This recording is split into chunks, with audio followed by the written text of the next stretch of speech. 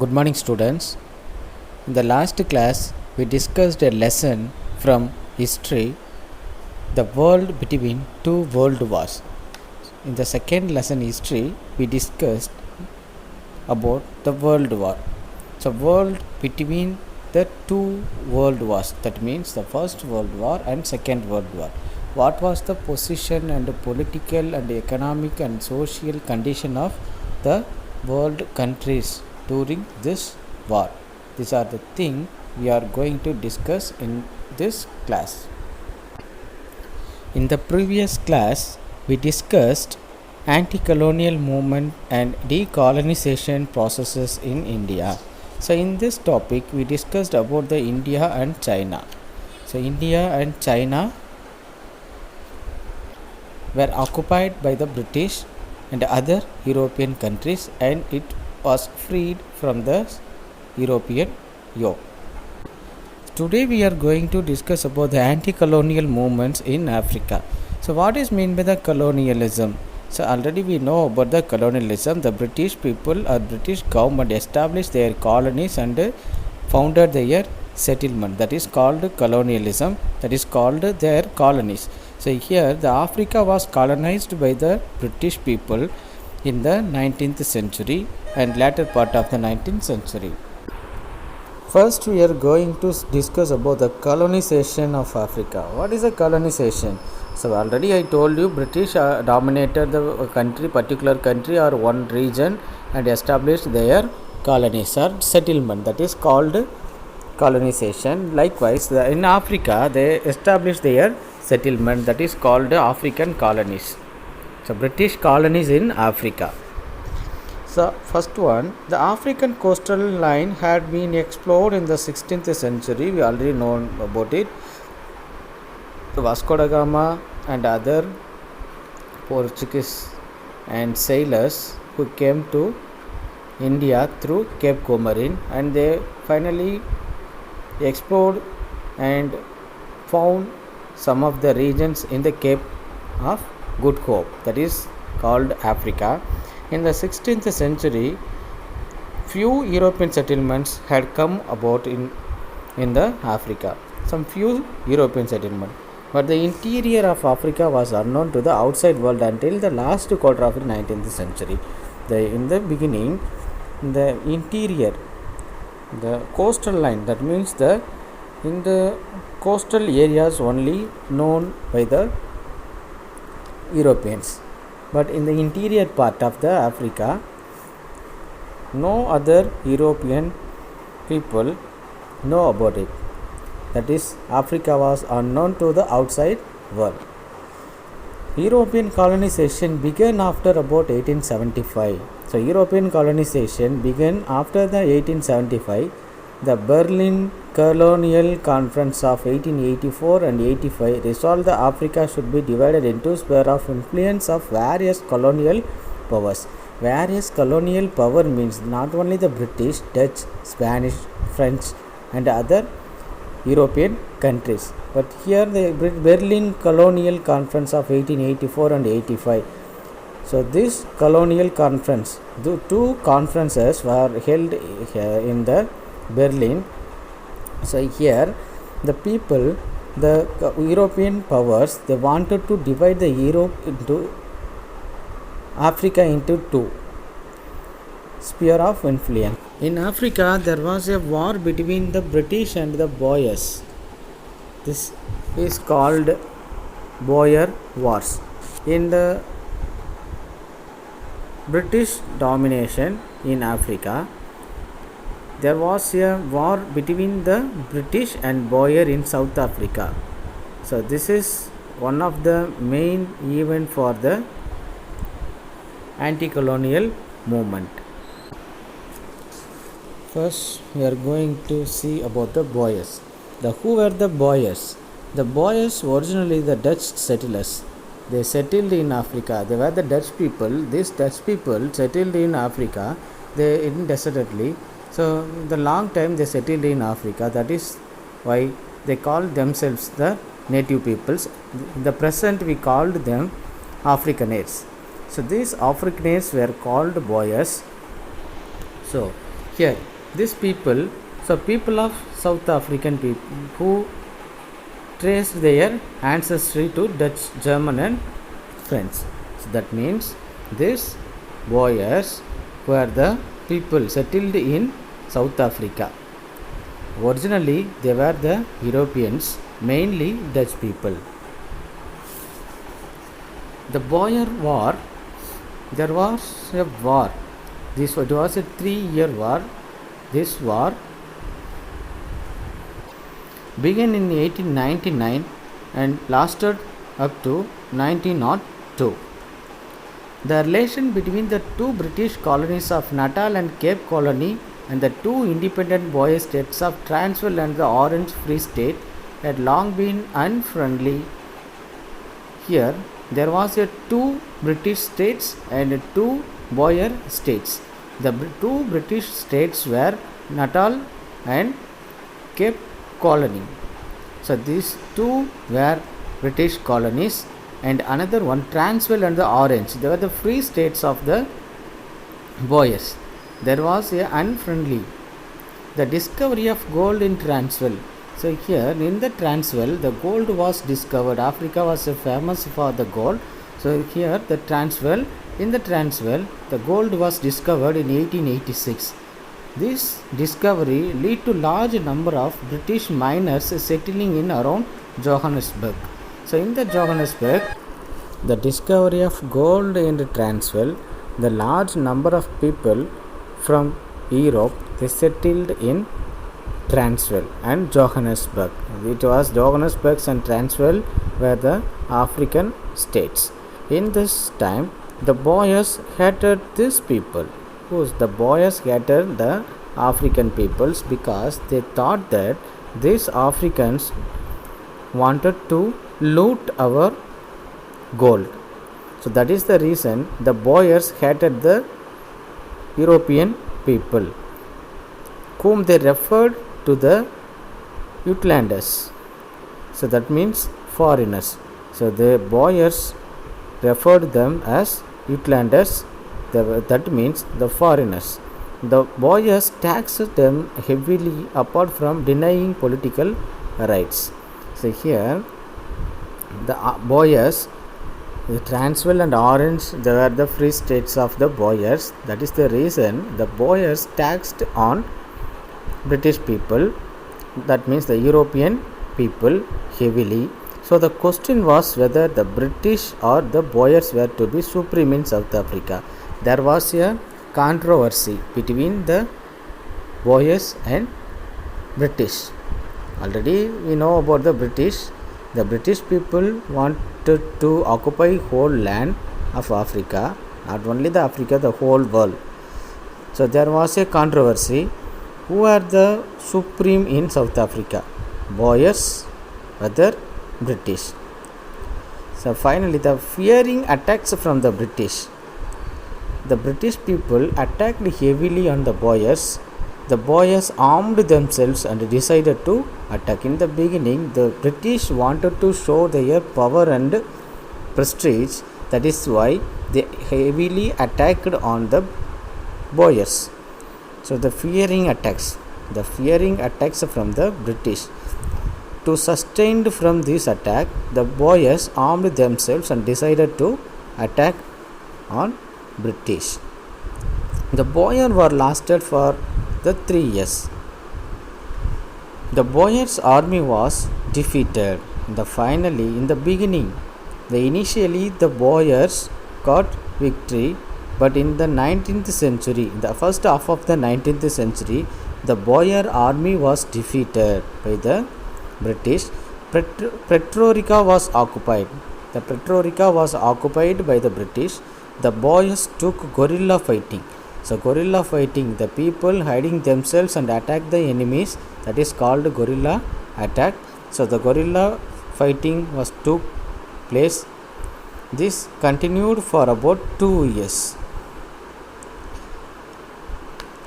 In retaliation, the British destroyed farms and crops. So here the Boers followed guerrilla fighting. So the British people, this continued 2 years, but instead of this guerrilla war, the British people farms and crops. They destroyed farms and crops. They set up internment camps for boy, women and children. What is meant by the internment camp? So it was a camp for prisoners in the war. That means the வாரில் ப்ரிசனர்ஸாக பிடிச்சிக்கிட்டு போகிற அந்த பீப்புளை வச்சிருக்கிற அந்த கேம்புக்கு பேர் internment camp. So in this camp the Boer women and childrens were locked. The shortage of food, medical and sanitary facilities caused the death of 26,000 boyer people. Here in the internment camps, the boyer, women and children were sacked in the prison. So that is the reason. So heavy death in that internment camp. 26,000 boyers were killed.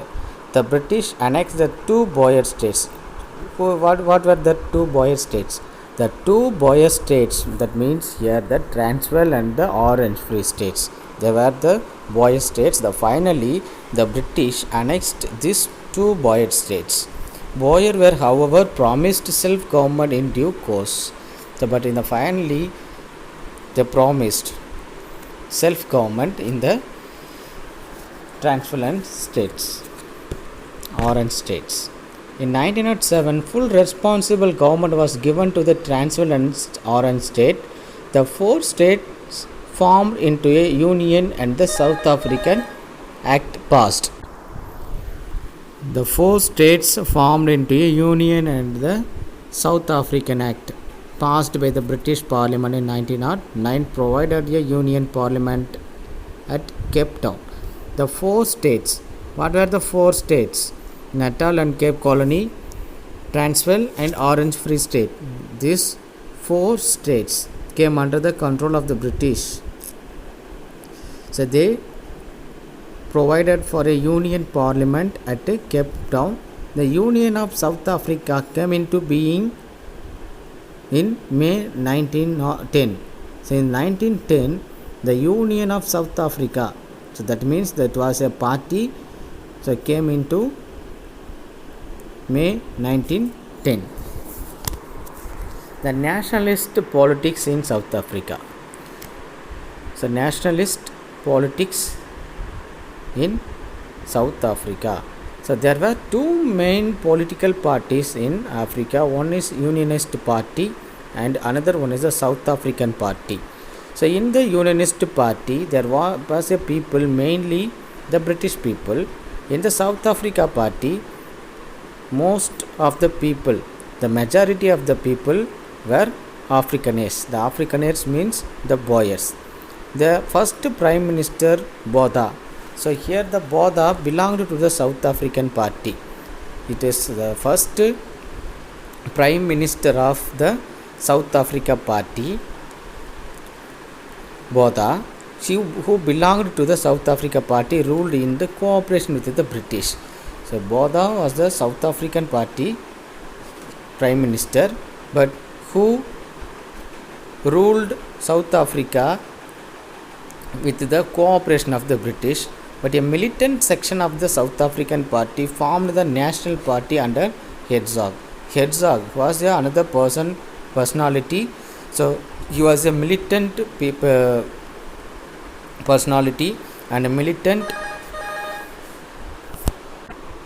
In the 1920 election, the National Party gained 44 seats.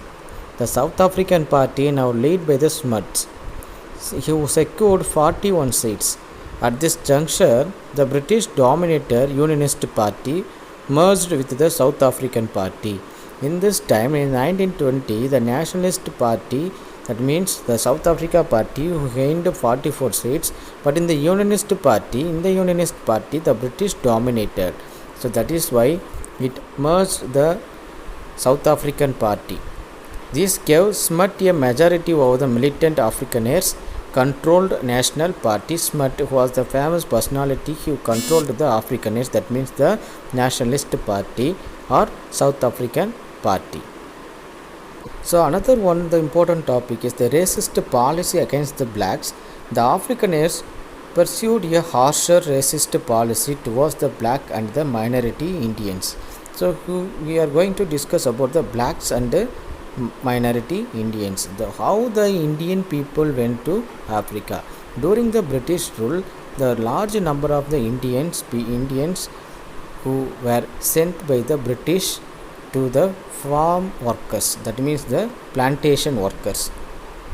In 1923, an act was passed to confine the native residents to certain part of the towns. Already an act of 1913 had segregated black and white farmers. There was a problem, there was a racial discrimination in Africa. That is called here the racist policy against the black. In 1924, elections were won by the National Party with the support of Labour movement composed mainly of white miners. So in the election 1924 election, here the National Party won and the Labour movement composed mainly of white miners. That means the white peoples dominated the party. The act passed in 1924 prevented black from striking work and from joining trade unions. The blacks faced a number of problems in the South Africa.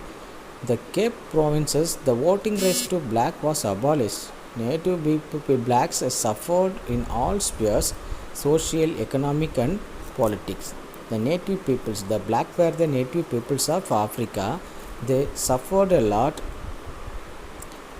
in the racial discrimination.